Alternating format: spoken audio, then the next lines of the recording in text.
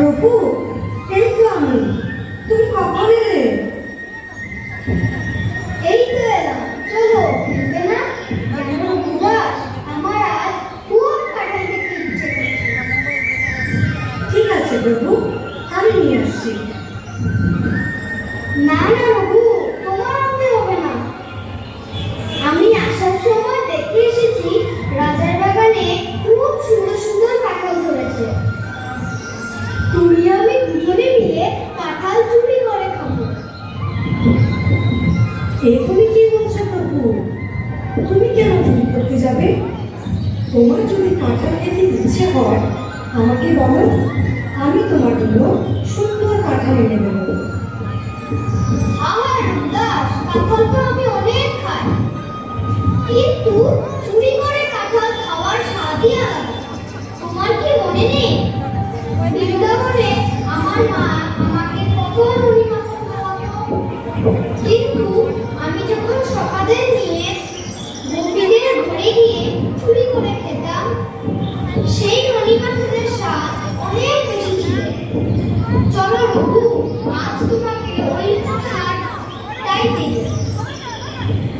না না প্রভু, তখনের সময় আর এখনের সময় এক না। গোপীদের ঘরে কোনো পাহারাদার ছিল না। রাজার কাঁঠাল বাগানে সব সময় পাহারাদার থাকে। তুমি আমি ধরা পড়ে যাবো। আরে উদাস, কোনো চিন্তা করো না। আর চুরি করতে তো আমরা রাত্রে যাব, তখন ওরা ঘুমিয়ে থাকবে। আমার কিন্তু ভয় করছে প্রভু। তুমি কোনো ভয় করো না রঘুদাস, আমি তো আছি।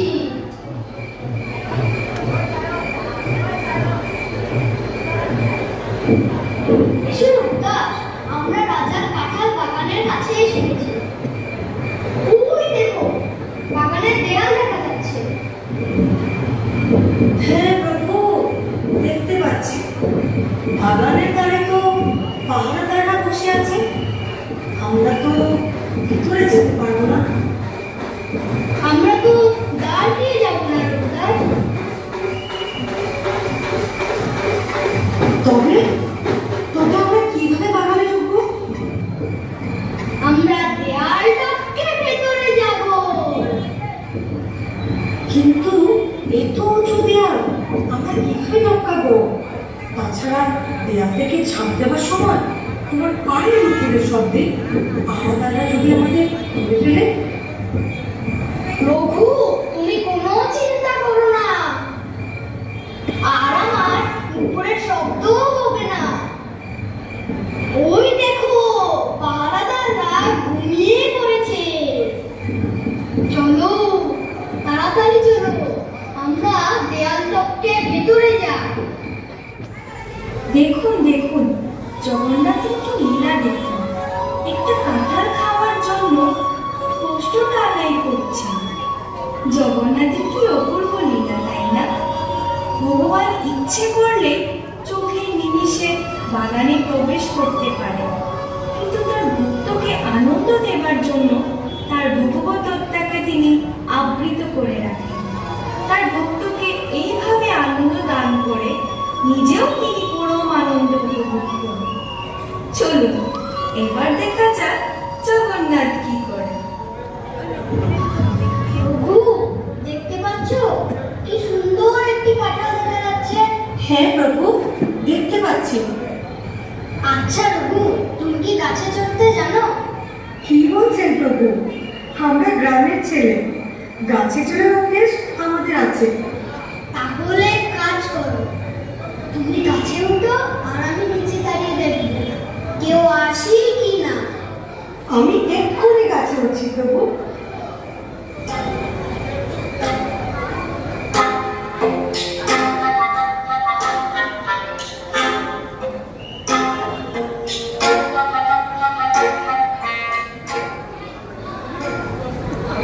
রঘু, সবচাইতে সুন্দর পাকা কাঁঠালটি পেরে আমাকে দেবে, তারপর আমরা দুজনে পালিয়ে যাব আর তোমার ঘরে গিয়ে দুজনে মিলে খাবো। আমি গাছে উঠে গেছি প্রভু। রঘু, সাবধানে বসবে, দেখবে পা যেন পিছলে না যায়।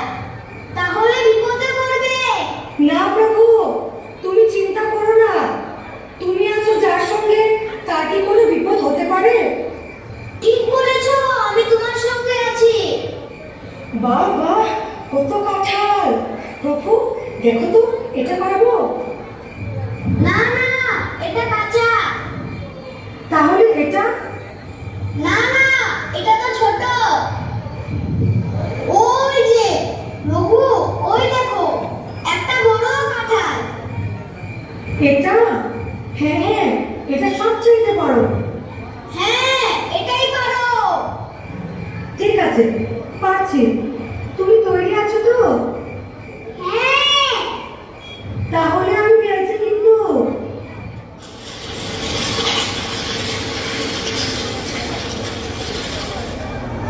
তার যেন কথা শোনা যাচ্ছে। চুপ কর, এত রাতে এখানে কে আসবে?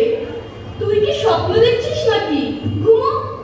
আহ, কি মশা! ওই শোন, আবার শব্দ শোনা যাচ্ছে। পাহারাদাররা বোধহয় জেগে উঠেছে। আমি পালাই, নইলে আমাকে ধরে ফেলবে।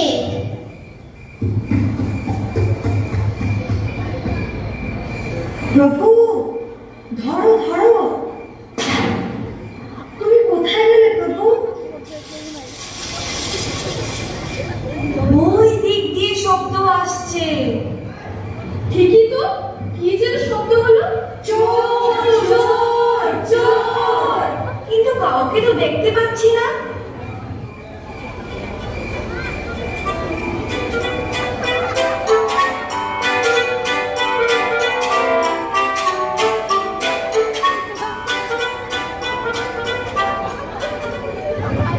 এই দেখ, গাছের নিচে একটা কাঁঠাল পড়ে আছে, কিন্তু কাউকে তো দেখতে পাচ্ছি না।